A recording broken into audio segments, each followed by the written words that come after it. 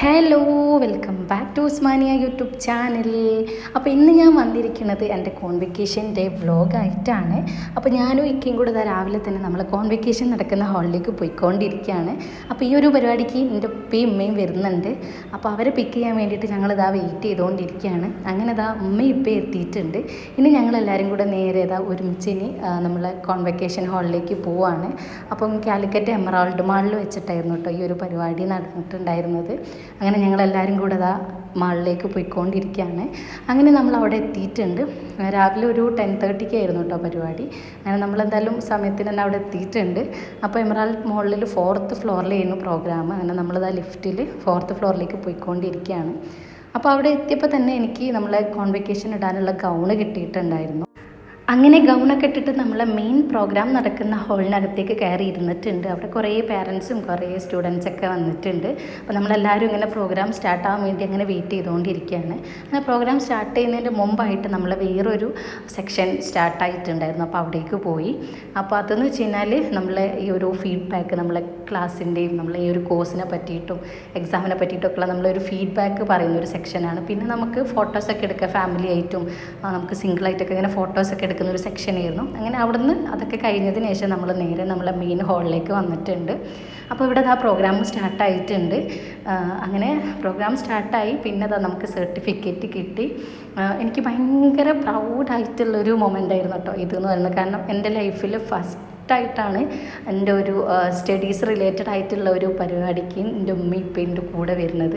അപ്പം ഞാൻ ഈ ഒരു കോഴ്സ് കംപ്ലീറ്റ് ആക്കാനും ഇനി ഈ ഒരു എക്സാം പാസ്സാവാനും ഒക്കെ എന്താ പറയുക, ബാക്ക് ബോൺ ആയിട്ട് നിന്നിട്ടുള്ള ആൾക്കാരെ കൂടെ തന്നെ ഈ ഒരു സർട്ടിഫിക്കറ്റ് വാങ്ങാൻ വേണ്ടിയിട്ട് പറ്റിയത് എനിക്കെന്താ പറയുക, ഭയങ്കര ഒരു സന്തോഷവും ഭയങ്കര ഒരു അഭിമാനമൊക്കെ ആയിരുന്നു കേട്ടോ. അങ്ങനെ നമ്മൾ സർട്ടിഫിക്കറ്റൊക്കെ വാങ്ങി. പിന്നെ ഒരു കേക്ക് കട്ടിങ് സെക്ഷൻ ഉണ്ടായിരുന്നു.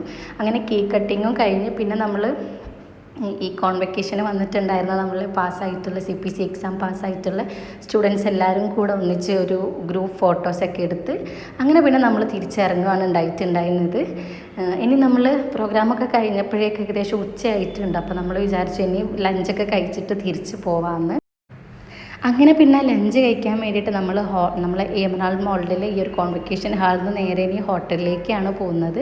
അപ്പോൾ ഞങ്ങൾ തന്നെ ലിഫ്റ്റ് ഇറങ്ങി ഇനി താഴേക്ക് പോവുകയാണ്. ഇനി കാറിൽ നേരെ നമ്മൾ ഹോട്ടലിലേക്ക് പോവുക, ഫുഡ് കഴിക്കുക. അതാണ് കേട്ടോ ഇനി അടുത്ത പരിപാടി എന്ന് പറയുന്നത്.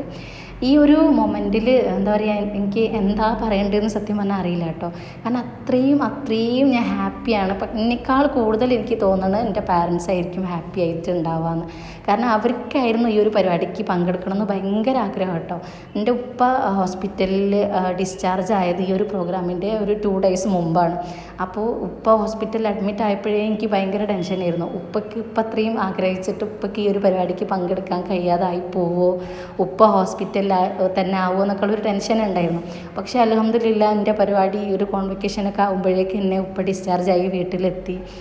ഒക്കെ എന്താ പറയുക, അൽഹംദുലില്ലാ ഒക്കെ ഞങ്ങൾ വിചാരിച്ചതിനേക്കാൾ അടിപൊളിയായപ്പം മാഷാ അല്ലാ ഒക്കെ റാഹത്തായിട്ടോ. അങ്ങനെ പിന്നെ നമ്മൾ ഫുഡൊക്കെ കഴിച്ച് തിരിച്ച് വീട്ടിലേക്ക് പോവാണ് ഉണ്ടായിരുന്നത്. പിന്നെ തൊട്ടടുത്ത ദിവസം നമ്മൾ ലുലു മാളിൻ്റെ ഓപ്പണിങ്ങിൻ്റെ തലേ ദിവസം ഞാനും ഇക്കയും ഫ്രണ്ട്സും കൂടെ ലുലു മാളിൽ പോയിട്ടുണ്ടായിരുന്നു. അതിൻ്റെ കുറച്ച് വിശേഷങ്ങളാണ് കേട്ടോ ഇനി പറയാൻ വേണ്ടിയിട്ട് പോകുന്നത്. കാലിക്കറ്റ് ലുലു മാൾ ഓപ്പൺ ആക്കാൻ പോകുന്നുണ്ടെന്ന് അറിഞ്ഞപ്പോൾ മുതലേ നമുക്ക് ലുലു മാൾ കാണാൻ പോകണം എന്നുള്ള ഒരു ആഗ്രഹം ഉണ്ടായിരുന്നു. പക്ഷേ ലുലു മാൾ ഓപ്പൺ ആക്കുന്നതിൻ്റെ തലേ ദിവസം തന്നെ നമുക്ക് പോകാൻ പറ്റുമെന്ന് നമ്മൾ ആരും എക്സ്പെക്റ്റ് ചെയ്തിട്ടുണ്ടായിരുന്നില്ല കേട്ടോ. ഈ ലുലു മാളിൻ്റെ ഇനാഗുറേഷൻ്റെ തലേ ദിവസം ഈ പബ്ലിക്കിന് വേണ്ടിയിട്ട് ലുലു മാൾ ഓപ്പൺ ആക്കി കൊടുത്ത കാര്യവും നമുക്ക് അറിയുന്നുണ്ടായിരുന്നില്ല. നമ്മൾ ഒട്ടും എക്സ്പെക്റ്റ് ചെയ്യാതെ സത്യം പറഞ്ഞാൽ ലുലു മാളിൽ എത്തിപ്പെട്ടതാണ് കേട്ടോ. അങ്ങനെ എന്തായാലും നമ്മൾ ലുലു മാളിലെത്തി. ഒരുപാട് എക്സ്പെക്റ്റേഷൻ ഉണ്ടായിരുന്നു കേട്ടോ എനിക്ക് ലുലു മാളിൽ വന്ന സമയത്ത്. കാരണം നമ്മൾ എറണാകുളം ലുലു മാളിൽ ഇതിന് മുമ്പ് പോയ വീഡിയോ ഒക്കെ ഞാൻ ചെയ്തിട്ടുണ്ടായിരുന്നു. അപ്പം അതുപോലെ ഒരു മാളായിരിക്കും എന്നുള്ളൊരു പ്രതീക്ഷയിലാണ് ഞാൻ വന്നിട്ടുണ്ടായിരുന്നത്. അപ്പോൾ എനിക്ക് എൻട്രൻസ് ഒക്കെ നല്ല ഇഷ്ടമായി കേട്ടോ. ആ ഒരു ലൈറ്റിങ്ങും ആ ഒരു ഗാർഡൻ്റെ ഏരിയ ഒക്കെ നന്നായിട്ട് ഇഷ്ടമായി.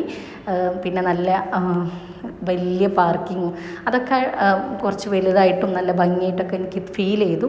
പക്ഷേ മാളിൻ്റെ ഉള്ളിൽ കയറിയപ്പോൾ എനിക്ക് എന്താ പറയുക, ഞാൻ എക്സ്പെക്റ്റ് ചെയ്തത് കൂടുതലായതുകൊണ്ടാണോ എന്ന് എനിക്കറിയില്ല, എനിക്ക് കുറച്ചും കൂടി ഒരു ചെറിയ മാൾ ആയതുപോലെ തോന്നി. മാളിൽ, നമ്മളെ ഈ ഹൈലൈറ്റ് മാളിനെയും ഗോകുലം മാളിനെയും പിന്നെ നമ്മളെ കൊച്ചിയിലെ ലുലുവിനെയൊക്കെ കമ്പയർ ചെയ്ത് നോക്കുമ്പോൾ കുറച്ചും കൂടി ചെറുതാണെന്നാണ് എനിക്ക് തോന്നിയിട്ടുള്ളത്. പിന്നെ പല സാധനങ്ങളുടെയും റേറ്റ് കമ്പയർ ചെയ്യുമ്പോഴാണെങ്കിലും എനിക്ക് കുറച്ചും കൂടി എക്സ്പെൻസീവ് ആണെന്നാണ് തോന്നിയിട്ടുള്ളത്.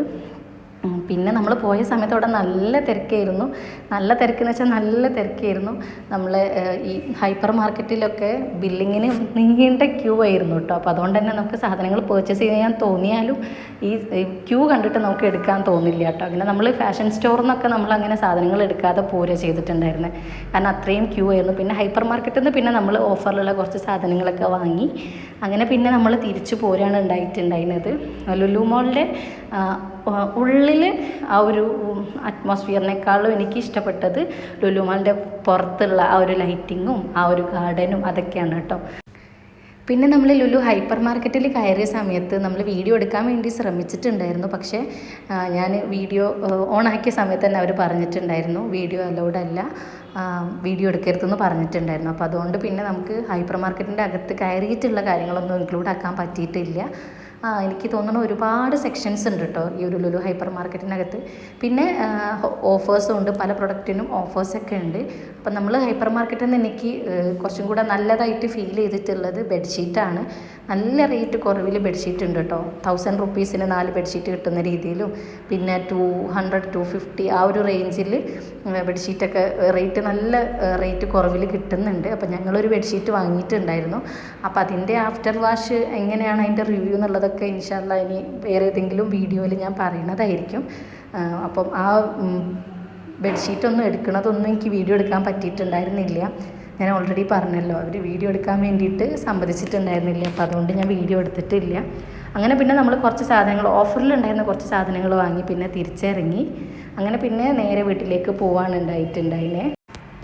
പിന്നെ നമുക്ക് ഫുഡ് കോർട്ടിൽ പോകണമെന്നുണ്ടായിരുന്നു കേട്ടോ. നമ്മൾ ലുലു മോളിലെ ഫുഡ് കോർട്ടിലേക്ക് പോകണമെന്നുണ്ടായിരുന്നു.